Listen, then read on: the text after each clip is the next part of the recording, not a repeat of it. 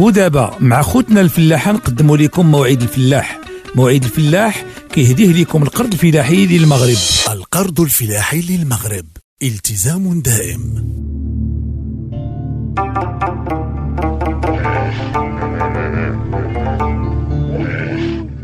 خوتي خواتاتي الفلاحه، اهلا ومرحبا بكم في حلقه جديده من برنامجكم موعد الفلاح. اليوم ان شاء الله غادي نتكلموا على نصائح وارشادات عامه حول الزراعه ديال الافوكا. القرض الفلاحي للمغرب كيسهلها عليكم. بفضل تطبيق حسابي للقرض الفلاحي للمغرب يمكن لكم تفتحوا حسابكم عن بعد وتسجلوا في مجموعه ديال الخدمات اللي كتناسب كل واحد فيكم. حسابي كيمكنكم تعاملوا مع البنك ديالكم بسهوله، بسرعه وبكل امان.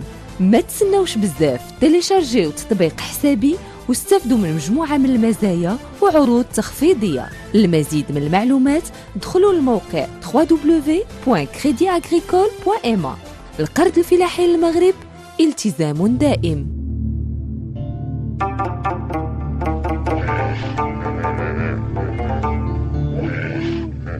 خوتي خواتاتي الفلاحه، الزراعه ديال الافوكا والمعروفه بالذهب الاخضر كتعرف نمو ملحوظ في المغرب، بحيث ولاو الفلاحه المغاربه كيقبلوا على الانتاج ديالها بالنظر الى ارتفاع الطلب العالمي عليها وهامش الربح اللي كتضرو مقارنه بباقي المزروعات. وكتحتل المملكه المغربيه المرتبه الثالثه ضمن قائمه الدول الافريقيه المصدره لهذه الفاكهه بعد كينيا وجنوب افريقيا، بحيث وجه المغرب ازيد من 16,000 طن للسوق الخارجي في السنوات الماضيه.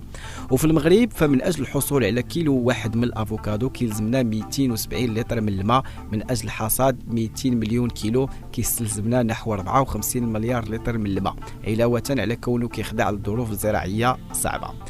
خوتي خواتاتي الفلاحه، الشجره ديال الافوكادو كتصاب بكثير من الامراض والافات اللي كتساهم في تراجع المردوديه واللي عندها مقاومه مختلفه.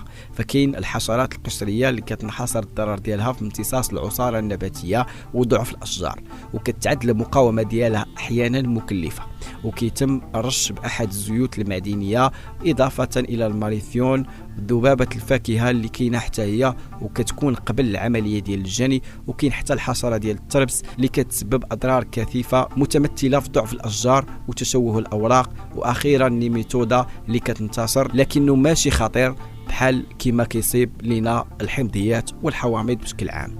وكاين ايضا واحد المرض اللي سميتو تعفن الجذور، وهذا المرض اللي كيتعد من اخطر الامراض اللي كتصيب الشجره ديال الافوكا وكيصيب انواع اخرى من المحاصيل، وكيزداد في الاجواء اللي كتكون رطبه والتربه ضعيفه. ومن اجل المعالجه ديالو كيتنصح سقي المزروعات بطريقه صحيحه باش نحافظوا على رطوبه مناسبه، ولا بد من الزباره ديال الاشجار المصابه والاغصان الميته، وكيتنصح بان نجمعوا هذيك الفواكه اللي طايحه ونتخلصوا منها بعيد على الشجره.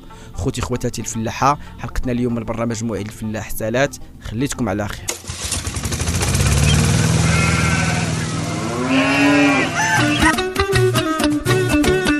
خوتنا الفلاحة، كنتم مع موعد الفلاح. موعد الفلاح كيهديه لكم القرض الفلاحي للمغرب. القرض الفلاحي للمغرب، التزام دائم.